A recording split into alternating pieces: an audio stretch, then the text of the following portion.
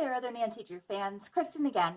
So I finally watched episodes 3 and 4 of the CW show Nancy Drew. Again, as with episodes 1 and 2, I have some thoughts. They're leaning a bit more positive than they did with the first couple of episodes. I'm hoping that I'm coming around on this show because I really want to have something to fangirl out about on TV right now. And I think this could be it. I also saw a news article that I'm trying to avoid because I know I'm late to the game, but I don't like spoilers, that says maybe Nancy Drew actually gets good. Or I think it was something like, while you were sleeping, Nancy Drew actually got good. So this one I took a little bit more step by step. I tried to take notes as I was watching the episodes. So pardon me if it's a little monotonous. I'm going to try and skip through to make sure it isn't. But I'm going to be going back and forth between my screen and the computer where my notes are. So, first of all, episode 3, love all of the nods to the books. So they started out, they've got the clock from The Secret of the Old Clock. Love that she has her mom's roadster. That was weirdly one of my favorite things, was always when Nancy Drew had the great car. So happy to see that in there. I know they kind of alluded to it in the first couple of episodes, but I didn't really notice it until it became one of the central focus points of episode 3 there. I did not have enough appreciation for the opening sequence of the show.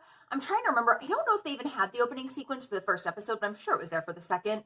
But it is very reminiscent of the books that I remember reading. And in doing some research for this, I did not realize how varied the different series of Nancy Drew books were.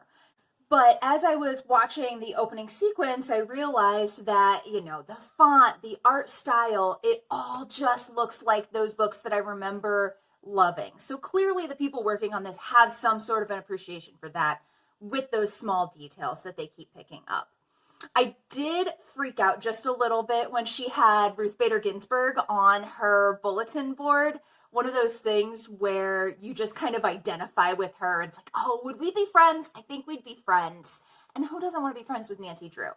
Then in addition to that, why is she always late to work? They started doing this in the first 2 episodes here, but, I've read those like Rules to Live By, Wit and Wisdom of Nancy Drew.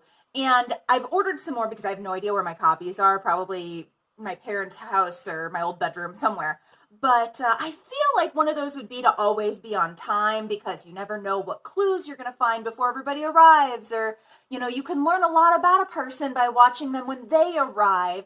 So it just seems strange to me, like, does Nancy just not care anymore? Are we seeing that this job matters so little to her that she can just show up late? That just seems very out of character for her, even having gone through the transformation that they're suggesting by, not going to college, having her mom die, going through all of this traumatic life experience. I don't know, that seems like a fundamental thing for a person that she's missing. It's not very Nancy Drew. I do like that with this episode, we see more of her savvy. So when she took the burner phone from Nick's apartment and brought it with her, so then when they triangulated the signal and figured out that it was at Nick's apartment, then she knew that was it supposed to be that they were lying and used that information, but they couldn't have figured it out because she had the phone with them? I wasn't sure quite what the implications of that were supposed to be, but I did like that moment where she pulled it out of her locker at the Claw and said, nope, it's here. And then that line, did you know you're supposed to burn a burner phone?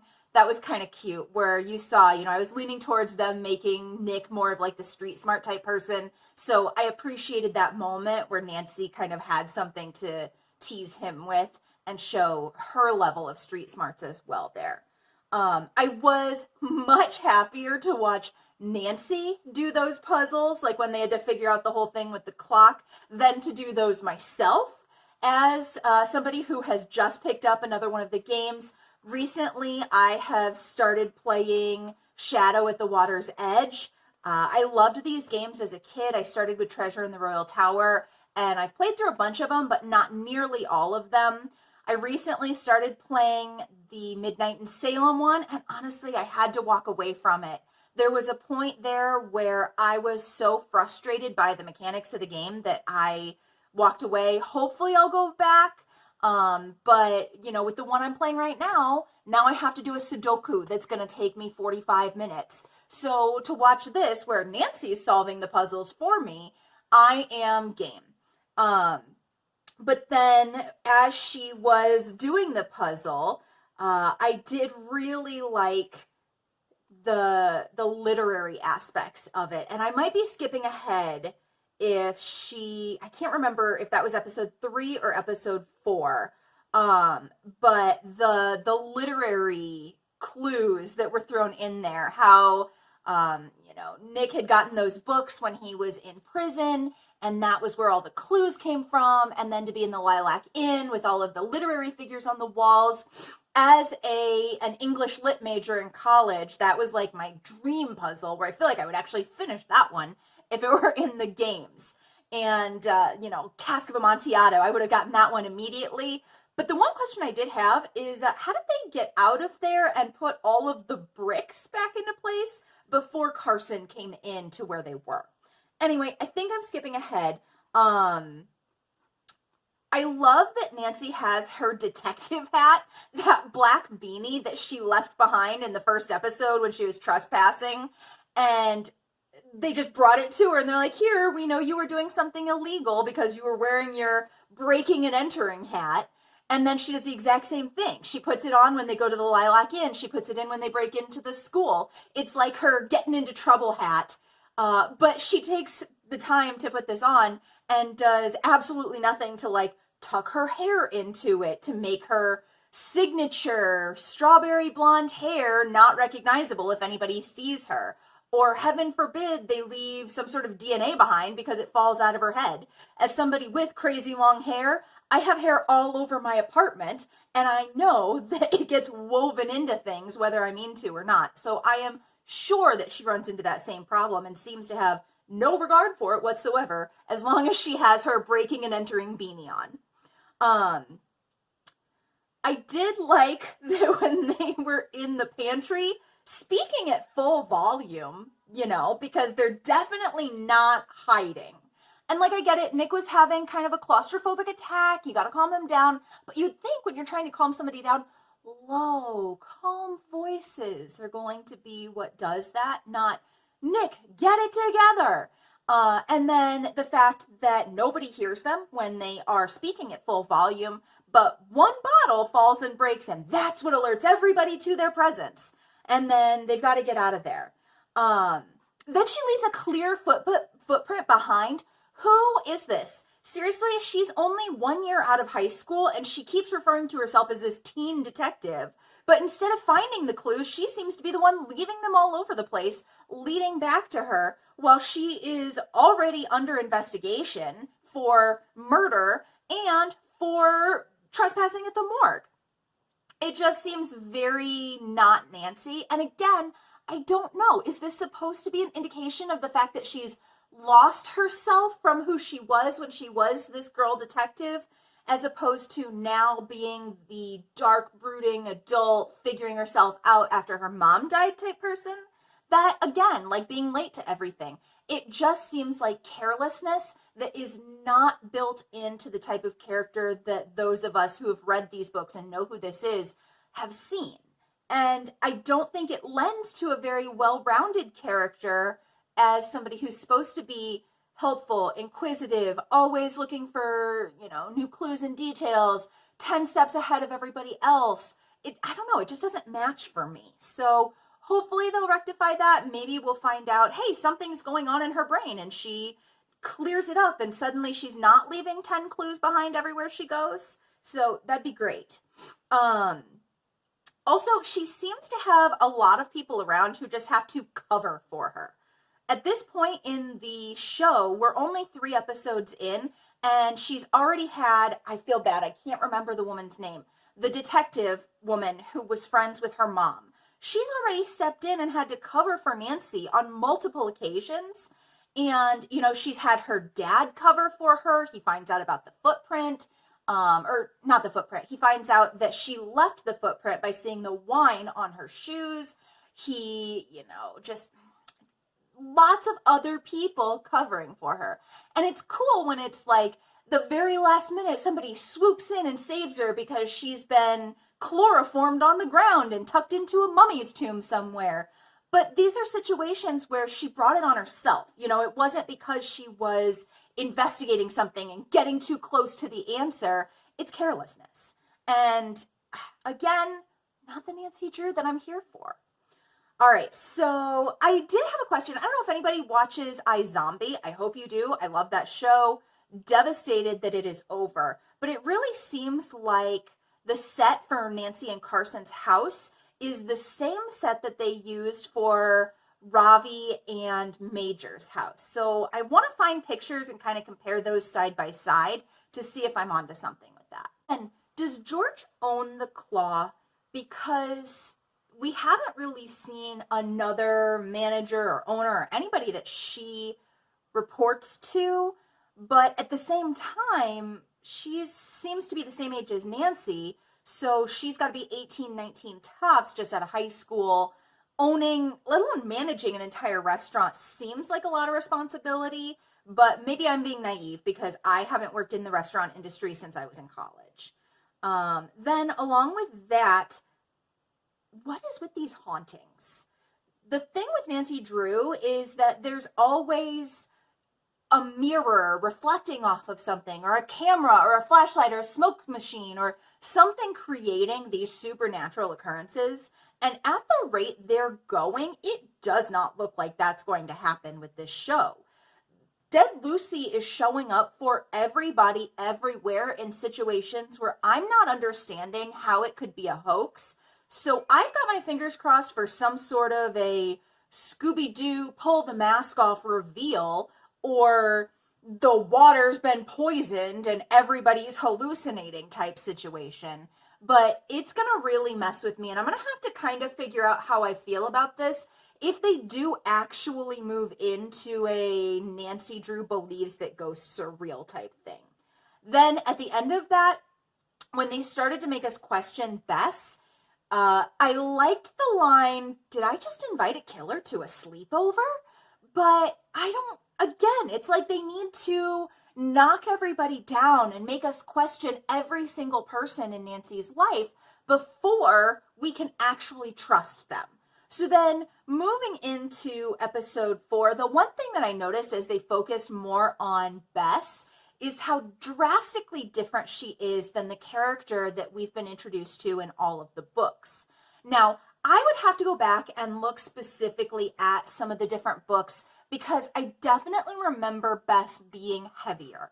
And I wonder if that was a little bit of fat shaming in the original series, in even like the more modern series, where Bess is always eating or is always worried about some diet or something along those lines.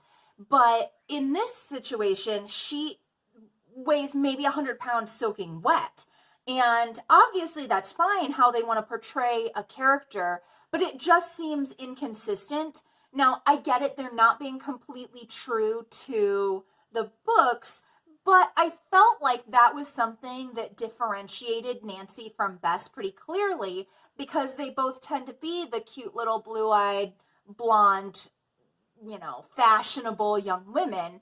And I liked having that drastic physical difference in those descriptions as I was reading the books. Now, we need that a little bit less here because she does have the darker hair. She speaks very differently. But as somebody who always has had some curves, I liked seeing myself represented in those books. Mentally, I always felt like I connected more with Nancy Drew. I was a Girl Scout for over 20 years. I loved being resourceful and being the go-to person who was always prepared and who knew what was going on. But physically, I always identified more with Bess because of that. So I miss that. Is anybody else confused by the editing in this episode? Really the show so far. But like when Bess was over at Nancy's house and all of the machinery was breaking, it seemed like Bess and Nancy were both in the living room together, and then they did a screen cut, and suddenly Nancy is walking into her own room, walking in on Bess snooping. And it didn't make sense to me because I felt like they had just been in the same room. There was no clear transition to indicate the passage of time. I've noticed that a couple of times, but that was the time where it seemed to make a difference. So I'm going to watch and see. Maybe they get better with that as they go. It is a new show. I'll give them the benefit of the doubt here. And then, how is the supernatural stuff attacking Bess? So on top of the fact that I don't see how they're going to Scooby-Doo this and pull a mask off of somebody at the end, like, Bess is physically injured. So I want this to be real and logical and not supernatural, because that's who I've grown to know and love, is the Nancy Drew who doesn't believe in ghosts. But then for Bess to have those claw marks dragged through the backs of her legs, there's got to be a cougar loose in River Heights or something. No, I'm sorry. Horseshoe Bay. I'm not going to remember that, but I will try. Then I love that Ace has the police chief in his phone as Weed Guy. I thought that was absolutely perfect for his persona, and honestly, a pretty legit phone entry for someone like that you don't want to give somebody a second look at. Then Bess doesn't even exist. She's not a real person. She's not Bess Marvin. She's Bess somebody else from England. We'll see how that goes. I didn't realize it in the first couple episodes. She's not George Fane. She is George Fay. Seems like an arbitrary change, but then can we please make George's mom a regular character in at least every other episode? Her frankness and authority about preposterous things is absolutely my favorite so far. I would watch an entire show that was just her telling people what she thought about their lives, and I think there might be spin-off material here. We'll see. Then when they were in the funeral home, so it was at the funeral, and George has to put the ring back on the finger so that the ghost stops tormenting Bess, and she slides it on the finger but then doesn't just leave it. I don't know, that confused me, because in my head it was well, just put it on the finger and then hide.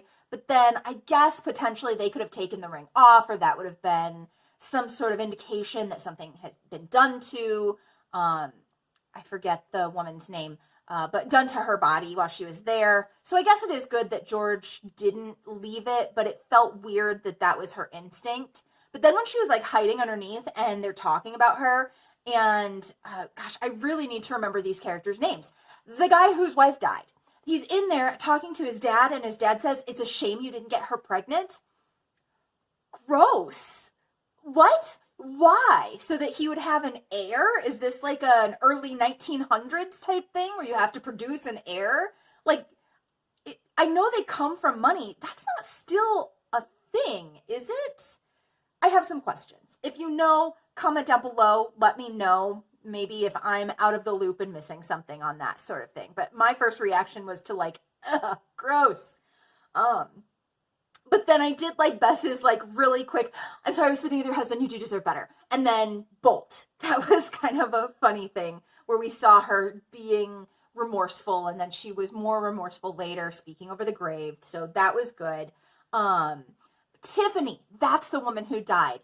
Then when we get her sister in there, I would watch that whole show just about her. So far, Tiffany's sister is the only character who seems to have and stick to her own convictions.